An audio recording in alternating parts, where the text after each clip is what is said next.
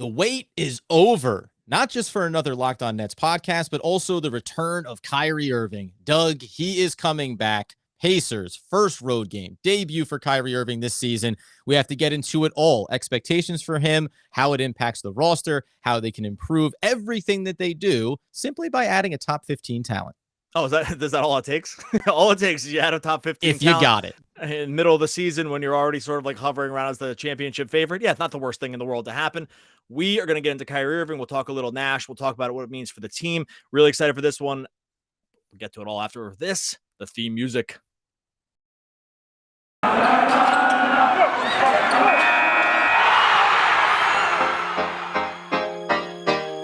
You are Locked On Nets, your daily Brooklyn Nets podcast. Part of the Locked On Podcast Network, your team every day.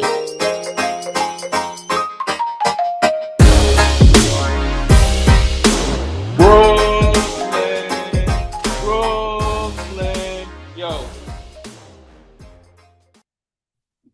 Yes, sir. It is the Locked On Nets podcast right here on the Locked On Podcast Network. It's your team, the Brooklyn Nets, every single day. Over there is at Doug Norrie, owner-operator, DFSR, daily projections for FanDuel, DraftKings. If you need your daily fantasy sports rankings covered, he's your guy. I'm Adam Armbrecht, covering the New York Football Giants on the One Giant podcast with my boy, Andy Mack. And this episode, after we thank you for making us your first listen of the day, is brought to you by Truebill. Truebill is the new app that helps you identify and stop paying for subscriptions that you don't want, need, or simply forgot that you were paying for. Doug, mark it down, triple stamp it, no erases. Kyrie Irving officially not listed on the injury report. It's Wednesday when you hear this. He's coming back. Pacers on the road. Kyrie Irving's debut of the season, as it always is, sometime in the start of January. Yeah, man, it's a crazy set of circumstances. I can't believe we're actually here with this, considering how things started, how nothing sort of happened on his end, and then they're bringing him back. I'm all for it, so it's all good for me. But it's at a time when they need him. They've needed him from the beginning, so like I don't think we could ever say, they did fine. I think we could say they did fine without him. And the expectation was that he would always be on the team from the beginning. Circumstances and whatever got in the way of that, and rules and choices and all this other stuff is in there. But in the end, if you told me that, I will say, following the Sean Marks press conference from back in October, when they announced that he was not going to be playing, and then Kyrie does the IG live and the whole thing's looking sort of off the rails. If you said to me that his status would not have changed, but it's January and they're bringing him back, at the time, if you had told me that, it would have either been, they lifted the and you said if you said, and the mandate's still in place, I'd actually be wondering what had possibly happened to make that happen, only because of how everyone's stances were. Not because I agree or disagree with anything that was happening, but I just thought that everyone was so entrenched and dug in that it was sort of inconceivable that it happened. And I'm all for it. Like, the Nets, they need him. He's great. I want him back on the team. I wish he was playing full time. Like, if you are a fan of the Nets, you can't have any other feeling except for like being happy that Kyrie Irving is coming back into the play here. You better believe it, man. Credit to the world. I'm giving everybody in the entire universe. Way to progress forward. Way to move forward, guys. It's been a rough, half decade. Either way, Kyrie Irving will be back. Last time we saw him, Game 4, second round of the playoffs last season. It's interesting because they need him, right? And I was curious about like expectations for Kyrie Irving right out of the gate. I don't think that it's going to be too much for him. I think he has the right personality. He's an incredible talent, top 15 player, all that stuff. But it does seem like his return comes right at the point when the Nets are on a 3-game losing streak, when it doesn't seem like, Patty Mills going through a rough stretch. They don't have the shooters, the perimeter help. The update around Joe Harris and what's going to happen. It's like, this is not only when you needed him the most, but maybe when the expectations are now going to be the highest. Thankfully, the Nets have had a very strong start to their season and are narrowly out of first place behind Chicago right now in the East. But how high are expectations when Kyrie comes back onto the court and gets 24-25 road games to help this team progress forward towards the playoffs? It seems like, if he had dropped back into the shadows a little bit behind KD and then Harden once they made the trade for him, now it almost feels like he takes very much center stage as being the pivotal piece to what happens for the Nets going forward. Well, let me put it this way. So I'm going to go back to last year to bring it forward to this year about like expectations and stuff. He gets hurt. He twists his ankle at like the 5.5 minute mark in the second quarter, and the game is basically tied. The Nets are down 4 at that point, and they're up 2-1 in the series. If you go back to last year, I think most Nets fans would say Kevin Durant's toe is the moment that they did not win the championship, right? But I think you can just as easily, because that's like more palpable and it's more visceral, and we saw it happen, and that was the last thing that happened. And no one understands the measurements of feet, but yeah. Sure. And so, but you can actually probably trace it even back to this point when he gets hurt as the moment when they lost the championship, because losing him at that point is such, and it only gets forgotten because Durant was so amazing, right? And like Harden came back and was 50%. And so the timeline gets skewed because we saw these other guys between then and now. But at that point, when Kyrie gets hurt, like they are still very much they are very much the odds-on favorite to win the championship at this point. Yeah. Just with those two guys and the rest of the team they had around them. And basically from there, we all know how it goes, and it goes game 7 and they lose. But I actually just don't think they even get to those other points. At minimum, they get to the finals. And so if you look at what it is coming into this year, I think it reamps up your expectation around the championship sort of like opportunity that they have. They're still the odds-on favorite to win the championship right now, but I would agree that they're probably not playing like a perfect team right now. So I think in my mind, just from a macro level, I just go back to those final minutes when that moment when he gets caught under Giannis and that's his ankle, and that's kind of the end of it. Whatever expectation we had at that point has to be the expectation you have now on a macro level, because that is really the team that they're reconstructing now. And we'll talk about rotations and all that other stuff. But I think that's mostly my thinking is I actually don't care too much how he looks against Indiana here to start, but because it's a long layoff. But in terms of expectation, I'm just going back to that moment. And at that moment, back in the first round, my expectation was they're going to win the championship. Yeah, and you would argue that now with the addition of LaMarcus Aldridge fully a part of this team, with bringing in Patty Mills, right? Like this team is a stronger version than the team that was in the playoffs last year, at least on paper, at least in theory, and the development of Nicholas Claxton, right? So everything else around Kyrie on this roster is improved from last year, at least in my opinion. So you're probably right. That's the stance that it should be. I want to get into, we're going to talk, I want to update the schedule piece of it to make sure that we make those clear in those dates that were involved there. We also got some reaction off of that last loss, specifically around Steve Nash. I was curious to get your take on it too. But do you think that, because you just mentioned that the Nets are, this is a quick footnote, that the Nets are still the odds-on favorite to win the championship. Do you think that when you're covering a team day to day like we are, when you're a fan of a team like this, that perceptually we're drilling down on some of quote unquote minor details far more aggressively than the league at large is? Because you would think with the way some of the games have gone and the struggles that we know exist on this team, that you would see some of that crack in the championship facade for the Nets. And yet that hasn't really shifted over the course of this season. Yeah, so that's why it's always good, I think, sometimes to look at betting markets to see where, frankly, where people's money is, and where I would say like real smart big money is, because if you go to Bet Online right now, it's their plus 275 Warriors or plus 325, and then it drops off to the Bucks and Suns at plus 800, and then it kind of really starts dropping off. But I think that these kind of bets, and where the Nets stand right now, you have to always take the long view. And so when you're doing a daily podcast or when you're watching the team every game, it is going to be very difficult to take the long view of a team, because you just don't, it's not fun. Like it's more fun to watch. That's an easy answer. It's way more fun to drill down on this stuff, because that's the really interesting stuff on a day-to-day basis. And so, yeah, it probably can skew you in the moment around where you stand within the rest of the league. But then all you have to do to sort of, take some sane pills for a second is to go over to some of these markets and say, yeah, like this hasn't shifted all that much. It's dropped a little bit. Like it's much closer. It's frankly dropped more because the Warriors have been so good.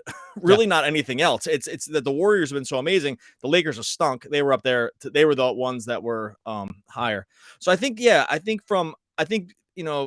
Online or other books are going to look at this and say, yeah, we still have to stick the Nets up in this range, because there's worlds where they just get Kyrie back and they get healthy and they're just right back to being that championship team. And that's where we're at the cusp of right now. Like we're at the cusp of, at least part-time, him coming back in a way that's that's going to vault them, or like it'll make it why that never really moved that much. I think that's because the season's long and you only care about the end result, not always what's happening in the moment. We'll get to some of the stuff in a second.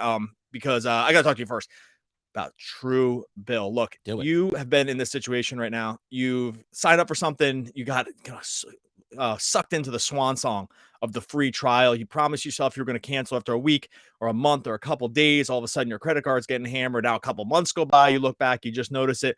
You don't have to worry about these free trials renewing without your consent or without you even knowing about it. When you have Truebill, Truebill is the app that's going to help you identify and stop paying for subscriptions you don't want, you don't need, or you simply forgot about. On average, people save up to, wait for it, $720 a year with Truebill. Those companies make subscriptions hard to cancel, but Truebill makes it easy. Over 2 million users have helped, and they've helped save them over $100 million. That's a lot of green. Don't fall for subscription scams. Starts canceling today at Truebill.com/LockedOnNBA. Go right now. Truebill.com/LockedOnNBA could save you thousands a year. Truebill.com/LockedOnNBA. Hey, you make us your first listen, make Locked On now your second listen, because it is local experts analyzing all of the teams around the league, something that only the Locked On Podcast Network is capable of doing, and it's free on all those great platforms. My quick follow-up is the reason why the day-to-day is fun to get into, to me anyway, is in the long view, when you get to the playoffs and player X hits the big shot, when Nicholas Claxton catches a bounce pass going down the lane for a flush from Durant, you go back and say, yes, these were all the things that he was working on for months and months, incrementally getting better over the course of it. So from a sanity standpoint, the long view is probably the right choice, but the more exciting one is getting down in the minutia on a day-to-day basis, which, by the way, I want to ask you about.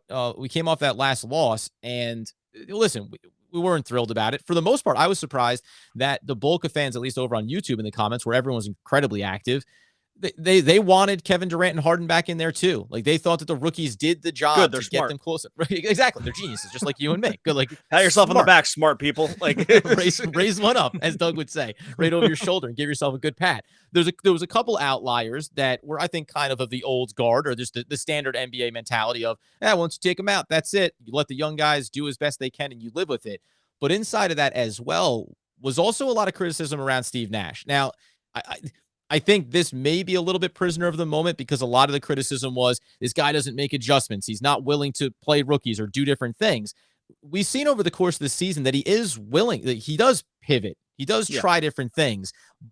But the times when he doesn't try different things, I think are exponentially more infuriating, in the short term, that really make you scratch your head, especially when you get these looks of, oh yeah, he pivoted away from Blake Griffin early and went to player X, or gave Millsap a run and then pulled him immediately. Tried Javon Carter, sat him down. Like, he does have those quick triggers around a lot of decisions. Do you think that fans, or in general, what's your opinion of Steve Nash right now? And we're starting to push towards that midway point of the season. Some fans in the thing, we're throwing out the idea. It's like the only way for the Nets to win a championship is to not have Nash be the head coach.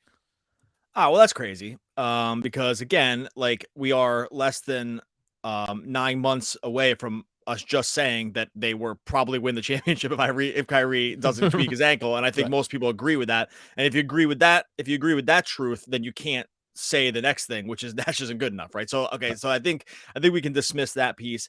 This is not a defensive Nash, right, in this next sentence, but it's going to sound like it. I will say that when it comes, from general fandom, the easiest thing to trash is usually coaching, because you only tend to notice it when you notice something you don't like, which is losing. And then it's just the easiest thing to just kind of cherry pick as the reason why. I would caution people about doing that, because sometimes it's just bad luck and sometimes it's just bad shooting, and there's not much you can do about it. I will say that last night was not a great look for him in terms of rotations. I don't think he is against making changes. They've switched up the starting lineup a ton, so you can't even say that. Like they've played weird combinations of starting lineup. Different guys have started. They've gone with different things. So it's not a change 15 thing. different combinations from a starting rotation standpoint. And some of that's by necessity, Yep. like, because some of that's by injury, and that's just what it is. I do think last night the string played out way too long on things that weren't working with some of these guys, and you just have options that are sitting there on the bench that you just have to at some point say, hey, we're down 20. These guys are getting killed. Like, it's just not working. We need another. And now, basically, we're like a few games into this where these combinations of players around KD and Harden are just not, there's no spacing. Like, they just have to try something different. And whether that be a Cam Thomas, like, I don't think David Duke helps your spacing issues. Patty Mills is shooting poorly. That's not like a Nash problem, I don't think. And so I do think, but at some point, if you, I was having trouble formulating this, but I have it now. I think at some point you say, we're not going to solve our spacing issues, but maybe we can at least solve the energy issues. Mhm. Right. And I think at that point you have to just say, yeah, is David Duke a better floor spacer than Bruce Brown? No, but the Bruce Brown thing's not working. So we might as well just try another non-floor spacer who maybe has just more energy or something. Like, and I'm not trying to call this one guy out, but at some point you need to say, this combo, we have the same sort of combo behind these guys in terms of skill sets, but maybe these guys will just try harder, or there'll be a little more energy to it, or it'll just look a little different. Or does that make sense? Because I think that's where I don't think there's actually many X's and O's that could have been done differently. They just don't have shooters on the bench. Like, and that's just the reality of the situation. There's nobody that can shoot. But at some point, you just have to say, this combo is not working, and I just need to go down to the end of the bench and just try something else. We're losing by 20. Like, what would it hurt at this point? But they didn't do that. They just kind of subbed everybody out, and the young guys came in. Yeah, I think that's the big piece of it to me. It's at what point do you say we can actually learn more by doing something different sooner than by playing this string out? And I think the balance to me is too, you see the young guys play in this last game, and obviously the energy piece of it's there. But I think the sweet spot can be almost to your point around, say, Bruce Brown, Duke Jr. Oh, okay, fine. Or James Johnson was in there, Kessler Edwards, whoever you want to label it as. It can also be, back to last episode where I mentioned about the minutes that Patty Mills is playing. It can just be as simple as, what is the cross section of effectiveness and usage for a lot of these veteran players? And whatever the sweet spot is, you go ahead, you mark it down, and you live with what the results are from some of these younger players. They're going to be more volatile on a game-to-game basis, you would assume, because they're young and inexperienced, and they're going to take their lumps. But that's okay, because the long picture view is saying, I want to save Patty Mills 4 minutes a game. I want to save Kevin Durant, James Harden. I mean, usually it's around the superstars, but you get my point. It's like all these veteran players. Blake Griffin, if you're good for 8 minutes, you're good for 8 minutes. If at 12 minutes you become a bit of a disaster, fine, you're an 8-minute guy. Who picks up the extra 4 minutes, and how do you spread them out across the roster? I think that's what you would like to see Nash start shifting to, because all it's going to do in the worst case scenario is save the legs of your veterans when you want to shrink your bench when you come to the playoffs, and you've learned everything you're going to know about the young players and who's worthy of being a contributor or not during the playoffs. Yeah, and I think what helps coaches look better often, and look, these guys put in a ton of work, so it's not like you have the stuff that goes on behind the scenes with coaching is more than any NBA fan will ever even understand. It's so detailed oriented, like you just can't get to this position unless you're incredibly detail oriented. It's just not from where I'm sitting, buddy. These guys just don't show up and sit down easy. They don't just sit down on the bench and then just start yelling at refs. Like, that's just not what happens here. But in Nash's case, things will, maybe not for the first game because it's just some rust factor, but things will just start looking better when you have a guy like Kyrie Irving on the court. Like, when you have floor spacers, when you have guys that fit the system that they originally built. Remember, the thing they originally built here was Harden and Durant, 3 or 4 really, really good elite shooters on the court, and then some wing defenders, and we'll see which one works out. Like, that was kind of the plan, right? And then like throw in Aldridge, but that's basically the way they built the team, right? Like 3 superstars, 2 elite shooters, some wing guys, and like a nominal center at times that can play. And most of that is not there anymore without the shooting, And so therefore you don't get the original build. This is the original build. Should everyone be able to pivot into something new all the time? Sure, I guess, but there's just only so many ways to slice this thing. So I think in general, the criticism on him will probably begin to decrease when Kyrie gets back into the fold, when Joe Harris gets back into the fold, because the original roster build that they just had in mind when they envisioned this thing as a championship contender will just be in place. And I think that we can all probably pump the brakes in saying he's a bad coach. I don't think you can really believe that. If you, again, going back to my original thesis, which was they were maybe only a few games away from a championship last year with this guy as the coach. So it can't have gone sour milk that quickly. I want to get into rotations, so you said with Kyrie back, etc. But first, got to tell everybody, of course, that it is a new year, and that means New Year's resolutions. Why not go ahead and get a little bit fitter, maybe eat a little bit healthier? And that means you should be making sure to include Built Bar in your plan. Built Bar is the protein bar that tastes like a candy bar, maybe even a little bit better than a candy bar. And it also makes it easier to stick to your resolution because it tastes so good that you actually enjoy eating it, knowing that it's still healthy for you. It's covered in 100% real chocolate, every single Built Bar, and most Built Bars contain 130 calories, just 4 grams of sugar, 4 grams of net carbs, and 17 grams of protein. Compare that to a candy bar, which usually has around 240 calories, 30 grams of sugar, and a dozen net carbs. And if you're me, if I eat a candy bar, I might as well eat 6 of them. So grab yourself a Built Bar and get your new year started off in the right direction. You can head over to Built.com right now and use promo code LOCKED15 to get 15% off your order. Use promo code LOCKED15 for 15% off at Built.com. And when you're done with that, we talked about BetOnline before. Going to send it home with it here now. BetOnline is the best place that has you covered for this holiday season and beyond. With all the props, odds, and lines that you need. Football headed to the playoffs. NBA rolling through the season. Maybe you think Brooklyn at 2+275 is really good value now because they're getting healthier and they're getting a superstar back. You head on over to BetOnline and grab that number right now. BetOnline is your number one spot for all the sports action this season and beyond. You go over, you sign up. That's totally free, but you're going to want to make a deposit. When you do, make sure you use the promo code Locked On to grab a 50% welcome bonus. They have everything you can imagine over there. It's basketball, football, NHL, boxing, UFC on the fight nights, Vegas casino games. If you want to just get into those, BetOnline, fastest and easiest way to bet on all your favorite sports. Don't wait. Take advantage of all the amazing offers they have available today. Use that promo code Locked On, 50% welcome bonus. BetOnline, where the game starts. All right, quickly before I want to ask you just about the rotations with Kyrie coming back. We mentioned the schedule piece last time. I'm just going to run through the specific dates because you come to us for information. That's what we're here for. January 9th, San Antonio. That was a nighttime normal 7:30 game, moved up to noon. Following day, they add in that Portland game that I mentioned last episode. 10 p.m. was originally a December 23rd game. Then you get the 26th against the Denver Nuggets. That was from the 19th of December. February 17th will be the Washington Wizards makeup from December 21st, and February 28th, Toronto Raptors.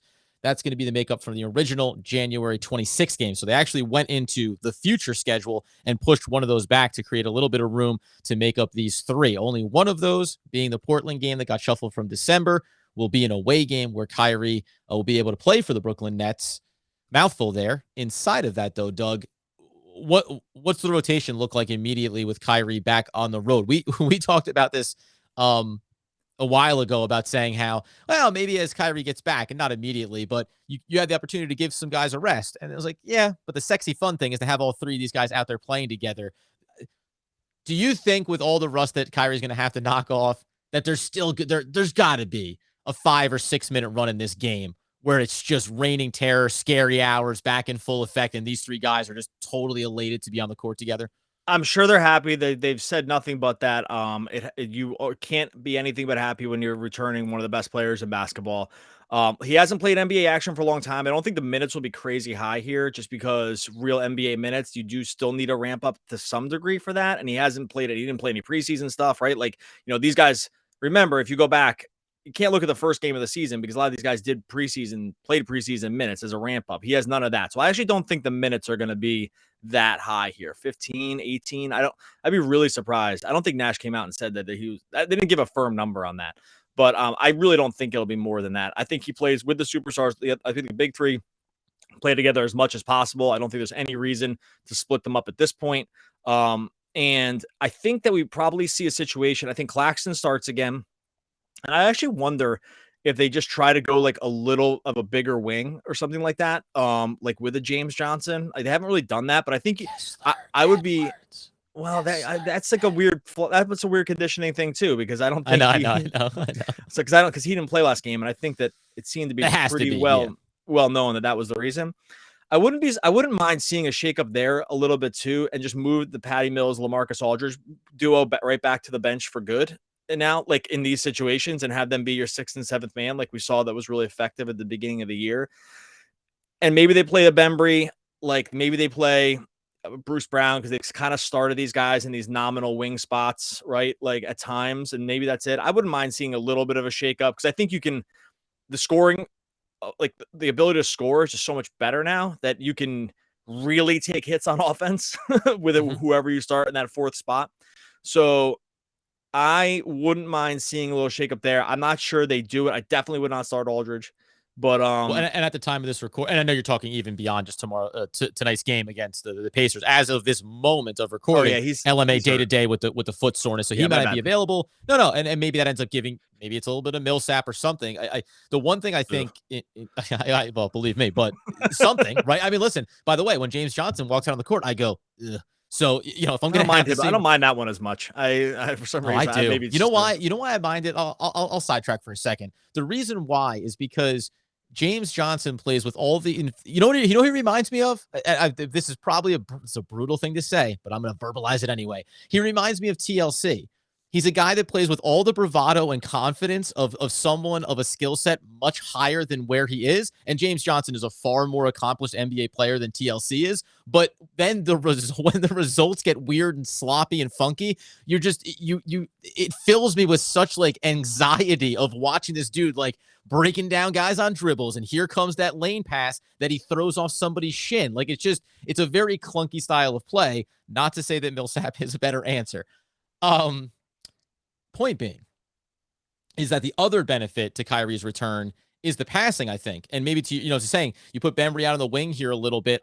This is the easiest piece to overlook, is that Kyrie is also arguably the best passer. And I don't think arguably, he's the best passer on this team. He has. Oh, really? I think James. I'm just going to interrupt you. I think James Harden's the best passer on the team. I think. Like best pure. Well, maybe if I couched it in most creative full court vision pass. Oh, okay. I think Kyrie. I think we can qualify. I think Kyrie has the best, like, let's call it handle, vision, speed, transition, like that stuff. Yeah. I think best court vision is Harden. And that's only because I actually think Harden's like one of the best in like all the NBA. So, but I think it's fine to like qualify them as being, I think I know what you're saying. But in terms of just like, if I needed one guy to make a pass in the moment, I definitely would have James Harden. Yeah. Well, and I wonder too, it's like something fun to watch here going forward is going to be, on some of these transition breaks, especially only in these road games, when Kyrie's on the ball, the difference between whether it's the burst and getting out ahead of the defense that James Harden sometimes can't do. James Harden's looking to get more physical and go at the basket. Yep. Kyrie Irving is either going to burn past you or create that space and look for some of those slashes. I think, percentage-wise, you'd see more pass-offs to the slashers going at the basket than James Harden head of steam going downhill. Neither one of it's a bad thing. I'm listing it as, hey, now it's a new thing you get to do and put more pressure on defenses. And the trickle-down effect is just the benefit of how this offense can get more powerful and stronger and make it far easier for this team to play exciting, fast-paced both ways and then really clamp down defensively when they need to. I don't want to get out of here without mentioning this because it's starting to get floated out there, and you uncovered the hard, cold facts. Question is, Doug, is the price for a full-time Kyrie Irving, is it just too expensive? Because at some point, it's a dollars and cents thing, and we keep our hands out of Joseph Tsai and the Brooklyn Nets pockets here. But it's somewhat shocking what it maybe would have looked like or could look like if the Brooklyn Nets just wanted to maybe sift around Joseph Tsai's couch cushions.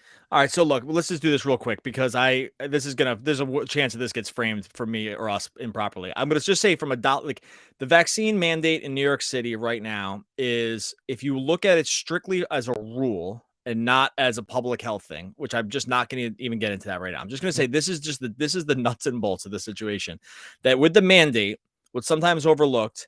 And this was thrown out on Twitter, and I really apologize. I don't have it in front of me, like who it was. I'll throw it in the show notes or something like that, or I'll mention it next time because this was kind of a throw in at the very end.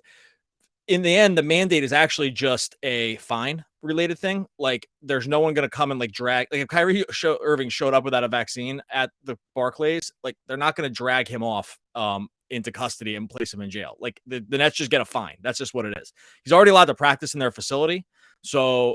Like, they don't have to pay fines for that because they got an exemption. So he's allowed to practice in their facility. Just the only thing he's not allowed to do is show up at Barclays to play a game.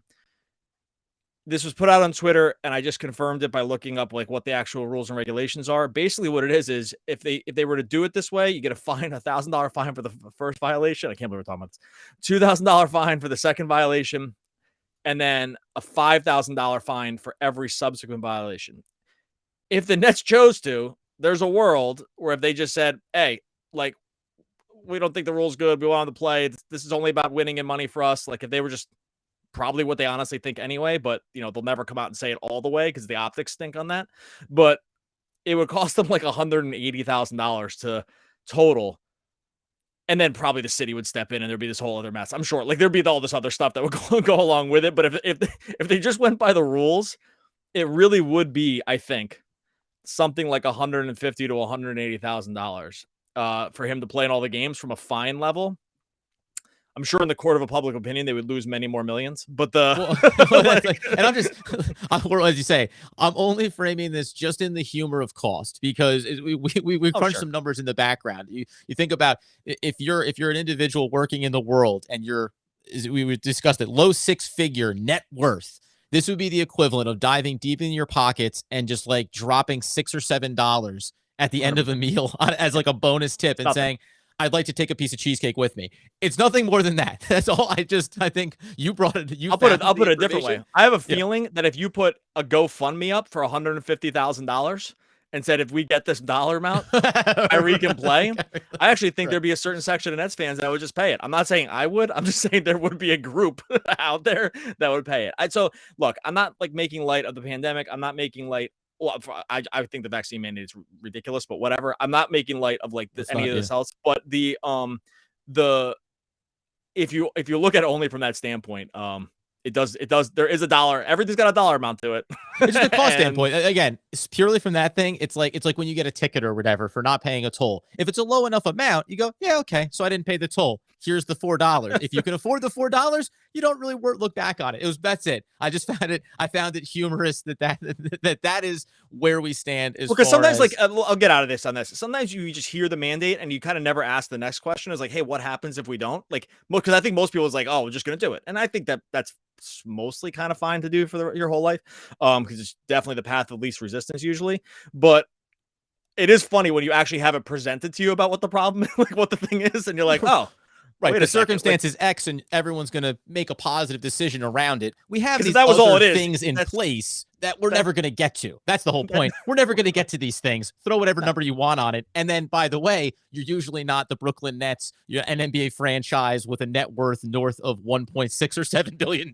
So if the number was 0, they still wouldn't do it. So that's what it is. Like, and by the way, 180,000 to the Nets is 0. So it's much closer to 0 than it is to a percentage point. Well, let's get out of here, but also GoFundMe for you and me. If anybody wants to we could raise 180,000 that you and I could figure out. I'll put it in the show notes. GoFund, for what? Just cause. TBD. Yeah, we'll figure it out. We'll announce that at a time. TBD. We're good, dudes. It'll go to something good. It'll go to something good. Okay. Go over to YouTube. Subscribe to the YouTube Locked On Nets YouTube channel. Really appreciate all of the comments heading over there. Pushing toward 1,000 subscribers. Want to get there sooner than later. I'll put the link in the show notes. Like and subscribe over to Locked On Nets YouTube. We'll be breaking down the post game, obviously, with Kyrie's return to the court, and because he's coming back, it feels like you have to use the famous Terminator quote. I need your clothes, your boots, and your motorcycle. T2000. One of the all-time great poets. R.I.P., I think, or at least that original version. All right, we'll be back again tomorrow talking more Brooklyn Nets basketball.